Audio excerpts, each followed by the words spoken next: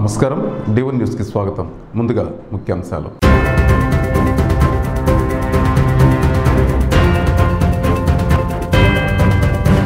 నేడు శైవ క్షేత్రాల్లో ఘనంగా శివముక్కోటి సందర్భంగా పూజోత్సవాలు, భక్తులకు అన్నదాన కార్యక్రమాలు. రాష్ట్రానికి పట్టిన శని దరిద్రం జగన్ రెడ్డి, నరసరావుపేట నియోజకవర్గ TDP incharge doctor Chadalavada Aravind Babu. Visakha నగరంలో మరో అవినీతి అధికారిపై ఏసీబీ పంజా. 29 నుంచి ఆరోగ్యశ్రీ సేవల bandh, AP specialty hospital association. Pulivendula Vanambavi వద్ద విద్యార్థులు ప్రయాణిస్తున్న ట్రాక్టర్ బోల్తా, 12 మందికి పైగా విద్యార్థులకు తీవ్ర గాయాలు. మహాలక్ష్మి పథకం ఎఫెక్ట్, డబ్బులు పెట్టి టికెట్ కొన్న పురుషుల కోసం ప్రత్యేక బస్సులు. దేశంలో కరోనా మళ్లీ చాప కింద నీళ్లా వ్యాపిస్తుంది. హైదరాబాద్ సెక్రటరియట్ వెనుక మింట్ కాంపౌండ్ లో ఓ కారులో చెలరేగిన మంటలు, అదుపు చేసిన అగ్నిమాపక సిబ్బంది. గుంటూరు జిల్లా తెనాలి గంగానమ్మపేట శ్రీ పర్వతవర్ధిని సమేత రామేశ్వర స్వామివారి దేవస్థానంలో శివముక్కోటి పర్వదినం పురస్కరించుకొని శ్రీ పర్వతవర్ధిని సమేత రామేశ్వర స్వామివారిని ఉత్తర ద్వారం నుంచి భక్తులు దర్శించుకున్నారు. ఈ సందర్భంగా ఆలయ అర్చకులు మాట్లాడుతూ ఈ రోజు శివముక్కోటి పర్వదినం సందర్భంగా తెల్లవారుజాము నుండి 4:30 స్రీ రామేశ్వర స్వామివారి ఉత్తర ద్వారం నుంచి భక్తులకు దర్శనమిచ్చారని, అలాగే స్వామివారికి విశేష మహా అన్నాభిషేక కార్యక్రమం జరిగిందని, అదేవిధంగా జంగమదేవర్లకు భక్తులకు అన్నసంతర్పణ కార్యక్రమం భక్తులు నిర్వహించారని, ఈ కార్యక్రమాలకు అశేష భక్తజనం విచ్చేసి స్వామివారి కృపకు పాత్రులయ్యారని ఆలయ అర్చకులు తెలియజేశారు. అలాగే జంగమదేవర్ల అన్నదాన సమాజం వారు జంగమదేవర్లకు పెండ్యాల సుబ్బారావు మరియు కార్యవర్గ సభ్యులు గత 39 సంవత్సరాల నుండి ఈ అన్నదాన కార్యక్రమం అలాగే వస్త్రదానములు చేయుచున్నారని, ప్రతి సంవత్సరం ఈ అన్నదాన కార్యక్రమం నిర్వహిస్తామని వారు తెలియజేశారు. అలాగే ఈరోజు మధ్యాహ్నం 12:30 నుండి భారీ సంఖ్యలో చేరినటువంటి జంగమదేవర్లకు ఈ అన్నదాన కార్యక్రమం నిర్వహిస్తున్నామని, అందరికీ ఆ స్వామివారి కృప లభించాలని వారు కోరారు. అలాగే తెనాలి మండలం కటివరం గ్రామంలో శ్రీ దుర్గా మల్లేశ్వర స్వామివారి ఆలయంలో మల్లేశ్వర స్వామివారి ఉత్తర ద్వారం నుండి భక్తులకు దర్శనమిచ్చారు. అనంతరం మల్లేశ్వర స్వామివారికి విశేష అన్నాభిషేక కార్యక్రమం ఆలయ ప్రధాన అర్చకులు భక్తులచే నిర్వహించారు. జంగమదేవర అన్నదాన సమాజం కార్యవర్గ సభ్యులు Meda Badari Narayanarao, president Vemuri Subbarao, vice president PV Subbarao, secretary Pendyala Subbarao, joint secretary Uppala Varadarajulu, కోశాధికారి సభ్యులు ఎక్కల మాల్యాద్రి, దర్శి కోటిరత్నాకర్, జంధ్యాల సుబ్రహ్మణ్యం, పెనుమూడి వెంకట సుబ్బారావు, గుర్రం భాస్కర వెంకట సుధీర్, నెల్లివెల్లి చంద్రకిరణ్ తదితరులు పాల్గొన్నారు. ఈ రోజు కటివరం బీసీ కాలనీలో వేయించేసి ఉన్న శ్రీ దుర్గా మల్లేశ్వర స్వామి వాళ్ళ దేవస్థానంలో శివముక్కోటిని పురస్కరించుకొని ఈరోజు దేవస్థానంలో వేయించేసి ఉన్న శ్రీ మల్లేశ్వర స్వామి వాళ్ళకి అన్నాభిషేకం మరియు ఉత్తర ద్వార దర్శనం జరిగింది. కావున ఈ కార్యక్రమంలో 50 మంది భక్తులు తమ స్వహస్తాలతో స్వామివారికి అన్నాభిషేకం చేయించి ఈ కృపకు పాత్రులయ్యారు. ఈరోజు ఆర్ద్రోత్సవం సందర్భంగా అంటే శివముక్కోటి మహాపర్వదిన సందర్భంగా మన గంగానంపేట పాత శివాలయంలో శ్రీ రామేశ్వర స్వామి వారికి అన్నాభిషేకం, పొద్దున్నే శివముక్కోటి సందర్భంగా ఉత్తర ద్వార దర్శనం, అలాగే ప్రాతకాల పూజ, 9 గంటలకి ద్వాదశ ప్రదక్షిణాలు, అనంతరం స్వామివారి ఉత్సవమూర్తిగా ఊరేగింపుగా సేవ చేయడం జరిగినది. మరి ఇట్లానే ప్రతి సంవత్సరం కూడా ఆరుద్ర నక్షత్రం శివముక్కోటి రోజున ఈ యొక్క కార్యక్రమాన్ని ఈ ప్రాంగణంలో ప్రతి సంవత్సరం కూడా గత 39 సంవత్సరాల నుంచి కూడా ఈ యొక్క కార్యక్రమాన్ని ఇక్కడ జంగమదేవుల సమాజం కమిటీ వారు నిర్వహిస్తున్నారు. ప్రతి సంవత్సరం కూడా ధనుర్మాసంలో శివముక్కోటి సందర్భంలో జంగమదేవులకు ఇక్కడ కార్యక్రమం ఏర్పాటు చేస్తాం. అందరూ కూడా తెలుసుకుని రావాల్సిందిగా కోరుచున్నాం. వైఎస్ఆర్ కడప జిల్లా పులివెందుల వనంబావి వద్ద అవధూత కాసినాయన ఆరాధనోత్సవాలు జరుగుతున్న క్రమంలో అక్కడికి వెళ్లి తిరిగి వస్తుండగా లింగాల మండలం వనంబావి వద్ద విద్యార్థులు ప్రయాణిస్తున్న ట్రాక్టర్ బోల్తా పట్టడంతో 12 మందికి పైగా విద్యార్థులకు తీవ్ర గాయాలయ్యాయి. పులివెందుల ప్రభుత్వ ఆసుపత్రికి తరలించి వైద్య చికిత్సల నిమిత్తం ఒక విద్యార్థికి కాలు పూర్తిగా విరిగిందని, ట్రాక్టర్లో మొత్తం దాదాపు 67 మంది ప్రయాణిస్తున్నారని విద్యార్థులు తెలియజేశారు. విద్యార్థుల తల్లిదండ్రులు హాస్టల్ అధికారుల నిర్లక్ష్యం వల్లే ఇలా జరిగిందన్నారు. గాయపడిన విద్యార్థులను పులివెందుల ఆర్డీఓ వెంకటేశ్వర్లు పరామర్శించారు. దేశంలో కూల్చివేతలు తప్ప నిర్మాణం తెలియని ఏకైక ముఖ్యమంత్రి జగన్ రెడ్డి మాత్రమేనని నరసరావుపేట నియోజకవర్గ TDP incharge doctor Chadalavada Aravind Babu ధ్వజమెత్తారు. ఈ మేరకు పార్టీ కార్యాలయంలో మీడియాతో మాట్లాడుతూ బీసీ, ఎస్టీ, ఎస్సీ, మైనార్టీలకు సంక్షేమ పథకాలు, స్వయం ఉపాధి దూరం చేసి అభ్యున్నతి లేకుండా చేశారని, ఇసుకను దోచుకొని 132 వృత్తులు, వ్యాపారాలను రోడ్డున పడేస్తారని, ఇల్లు కట్టుకోవాలన్న 100 సార్లు ఆలోచించాల్సిన దుస్థితి కల్పించాడని, చిరుద్యోగులకు హామీలిచ్చి ఓట్లేంచుకుని నట్టేట ముంచారని, పేదలకు పండుగ కానుకలు దూరం చేసి అన్నా క్యాంటీన్లు రద్దు చేసి పేదల కడుపు కొట్టారని, ఇప్పటికే అంగన్వాడీలు, ఆశా కార్యకర్తలు రోడ్డెక్కారని, మున్సిపల్ ఉద్యోగులు, వాలంటీర్లు కూడా జగన్ రెడ్డి విధానాలను ఎండగడుతూ రోడ్డెక్కడానికి సిద్ధంగా ఉన్నారని విమర్శించారు. గోవా మద్యం మాఫియా, గంజాయి, గుట్కా మాఫియాలు రాజ్యమేలుతున్నాయన్నారు. రాష్ట్రానికి పట్టిన జగన్ రెడ్డి అనే శనిని దరిద్రాన్ని ప్రాలద్రోలి టీడీపీ జనసేన ఆధ్వర్యంలో ప్రజాప్రభుత్వాన్ని ఏర్పాటు చేసుకుందామని వారు కోరారు. ఇంటింటికి వెళ్లి జగన్ రెడ్డి అనే అరాచకాన్ని రాష్ట్రం నుండి తరమాల్సిన అవసరం వివరిద్దామని డాక్టర్ చదలవాడ పిలుపునిచ్చారు.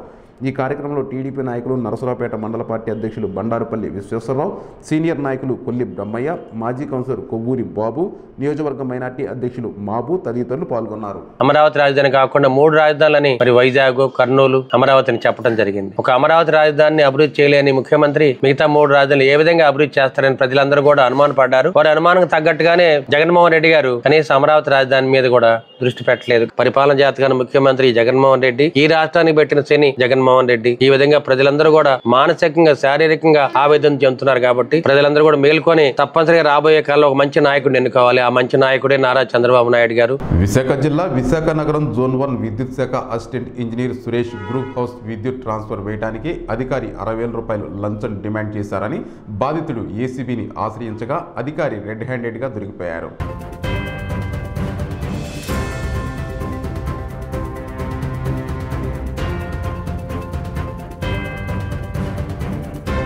ఆంధ్రప్రదేశ్తో సహా 12 రాష్ట్రాలకు ఓటర్ల ప్రత్యేక తుది జాబితా విడుదల తేదీని పొడిగించింది. స్పెషల్ సమ్మర్ రివిజన్ను జనవరి 5కు బదులుగా జనవరి 22వ తారీఖు విడుదల చేయాలని ఆదేశాలు జారీ చేసింది. కేంద్ర ఎన్నికల సంఘం జనవరి 12వ తేదీ వరకు అభ్యంతరాల స్వీకరణ చేపట్టాలని ఆయా రాష్ట్రాల ఎన్నికల కమిషన్లకు ఆదేశించింది. దీంతో పాటు జనవరి 17 వరకు ఓటర్ల జాబితాలో తుది సవరణలకు అవకాశం కల్పించింది. ఆరోగ్యశ్రీ పథకానికి సంబంధించి పెండింగ్ బకాయిలతో పాటు తమ డిమాండ్లను రాష్ట్ర ప్రభుత్వం పట్టించుకోలేదంటూ ఏపీ స్పెషాలిటీ హాస్పిటల్ అసోసియేషన్ కీలక నిర్ణయం తీసుకుంది. ఈ నెల 29 నుంచి ఆరోగ్యశ్రీపై కొత్త కేసులు చూసేది లేదని, ఏహెచ్ఎస్ పై కూడా వైద్య సేవలు అందించేది లేదని స్పష్టం చేసింది. తమ సమస్యలు పరిష్కారం అయ్యే వరకు నిరసన కొనసాగిస్తామని తెలిపింది. దేశంలో మళ్లీ కరోనా చాప కింద నీరులా వ్యాపిస్తుంది. దేశంలో కొత్త వేరియంట్ డేంజర్ బెల్ మోగించడంతో మరింత ఆందోళన వ్యక్తమవుతుంది. కరోనా వేరియంట్ అయిన JN1 కేసులు పెరిగిపోతున్నాయని ఆరోగ్య శాఖ వెల్లడించింది. తాజాగా నేడు కేరళ రాష్ట్రంలో కొత్తగా 74 కోవిడ్ కేసులు నమోదు కాగా 2 మరణించారని, దక్షిణ కన్నడ, మైసూరు జిల్లాల్లో ఒక్కొక్కరని, బెంగళూరులో ఈ రోజు కొత్తగా 57 కరోనా కేసులు నమోదయ్యాయని, ప్రభుత్వం అలాగే బాధితులకు 7 రోజులు క్వారంటైన్ విధించిందని, JN1 పాజిటివ్ కేసులు పెరగడంతో సిద్ధరామయ్య సర్కార్ ఈ నిర్ణయం తీసుకుందని, కరోనా వైరస్ వ్యాప్తిని అరికట్టేందుకు నిపుణులతో మాట్లాడినట్టు మంత్రి దినేష్ గుండూరావు తెలియజేశారు. ఈ మేరకు నిపుణులతో ఆయన సమావేశమై పలు నిర్ణయాలు తీసుకున్నారు. కరోనా సోకిన వారు 7 రోజుల పాటు హోం క్వారంటైన్లో ఉండాలని, వ్యాధి సోకిన వారికి 7 రోజులు సెలవు దినాలు ఇవ్వాలని ప్రభుత్వం సూచించింది. హోం క్వారంటైన్లో ఉన్నవారిని అధికారులు పర్యవేక్షించారు. ఉదాహరణకు జ్వరం, జలుబు, దగ్గు వంటి లక్షణాలు ఉన్న పిల్లలను పాఠశాలకు పంపవద్దని మంత్రి సూచించారు. కర్ణాటక రాష్ట్రం తెలంగాణలో గెలుపు తర్వాత దక్షిణాదిన బలం పెంచుకోవాలని కాంగ్రెస్ హైకమాండ్ భావిస్తుంది. 10 ఏళ్ల తర్వాత ఆంధ్రప్రదేశ్ పైన ఫోకస్ చేస్తుంది. ఇవాళ ఏపీ కాంగ్రెస్ నేతృత్వంలో అధిష్టాన సమావేశం కాబోతుంది. నేతలు వచ్చే ఎన్నికల్లో అనుసరించాల్సిన వ్యూహాలపై చర్చిస్తున్నారు. తెలంగాణలో విజయం తర్వాత ఏపీపై కాంగ్రెస్ హైకమాండ్ ఫోకస్ పెంచింది. ఏపీలోనూ పుంజుకొని పునరుత్తేజం వచ్చేలా కృషి చేయాలని కాంగ్రెస్ అధిష్టానం భావిస్తుంది. ఇప్పటికే ఏపీ కాంగ్రెస్ ఇన్ఛార్జిగా మాణిక్యరావు ఠాకూర్కు బాధ్యతలు అప్పగించింది. ఏపీలో కాంగ్రెస్ బలోపేతం, ఇండియా కూటమి పొత్తులు, చేరికలు అంశంపై అధిష్టానం కీలక నిర్ణయాలు తీసుకుంది. అదే సమయంలో వైఎస్ షర్మిల ఎపిసోడ్పై క్లారిటీ రానున్నట్లు ప్రచారం జరుగుతుంది. ఏపీ కాంగ్రెస్ చీఫ్ గిడుగు రుద్రరాజు ఇదే అంశంపై షర్మిల చేరికపై హైకమాండ్ నిర్ణయం తీసుకుందని, ఆమె చేరిక ఏపీ కాంగ్రెస్ కు బూస్టర్ అవుతుందని గిడుగు రుద్రరాజు తెలియజేశారు. తెలంగాణ రాష్ట్రం మహాలక్ష్మి పేరిట తెలంగాణలో మహిళలకు ఉచిత బస్సు ప్రయాణ పథకం అమల్లోకి వచ్చాక ఆర్టీసీ బస్సుల్లో రద్దీ గణనీయంగా పెరగడంతో కొన్ని సందర్భాల్లో బస్సుల్లోని వెనక సీట్ల వరకు మహిళలే కనిపిస్తున్నారని, దీంతో సీట్లు దొరకని పురుషులు బస్సు దిగి వెళ్లిపోతున్నారని ఇటీవల నిర్వహించిన ఆన్లైన్ మీటింగ్లో కండక్టర్లు ఆర్టీసీ ఎండీ దృష్టికి తీసుకువెళ్లారు. ఈ క్రమంలో ఆర్టీసీ కొన్ని రూట్లు పురుషుల కోసం ప్రత్యేకంగా బస్సులు నడిపే అవకాశాన్ని పరిశీలిస్తుంది. సమయాల వారీగా రద్దీపై పూర్తి సమాచారం వచ్చాక పురుషులకు, విద్యార్థులకు ప్రత్యేక బస్సులు నడపడం లేదా మహిళలకు మాత్రమే ప్రత్యేక బస్సులు నడపడం, ఇతర ప్రత్యామ్నాయాలపై చర్చలు జరుగుతున్నాయని ఆర్టీసీ వర్గాలు చెబుతున్నాయి. జీరో టికెట్ అని మహిళా ప్రయాణికులను చిన్నచూపు చూడమని, వారి తరపున ప్రభుత్వం ఆ ఛార్జీ చెల్లిస్తుందని, ప్రయాణికులకు ఇబ్బంది కలగకుండా పలు రకాల ప్రత్యామ్నాయాలపై దృష్టి పెడతామని ఓ ఉన్నతాధికారి పేర్కొన్నారు. కేరళ రాష్ట్రం శబరిమల అయ్యప్ప స్వామివారి ఆలయంలో నేడు మండల పూజా కార్యక్రమం జరుగుతున్న క్రమంలో రాత్రి 11 గంటలకు సన్నిధానం తలుపులు అధికారులు మూసివేయనున్నారు. చివరి రోజు కావడంతో శబరిమలలో భారీగా అయ్యప్ప భక్తులు రద్దీ పెరగడంతో దర్శనానికి 15 గంటలకు పైగా సమయం పడుతుందని ఆలయ అధికారులు తెలియజేశారు.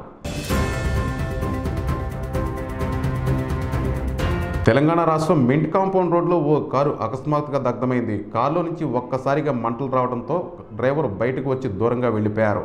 జీహెచ్ఎంసీ వాటర్ ట్యాంకర్ అగ్నిమాపక సిబ్బంది దగ్ధమవుతున్న కారులో మంటల్ని అదుపు చేశారు. పోలీసులు కేసు నమోదు చేసుకుని దర్యాప్తు చేస్తున్నారు. ఈ ప్రమాదంలో ఎలాంటి ప్రాణనష్టం జరగలేదని తెలియజేశారు.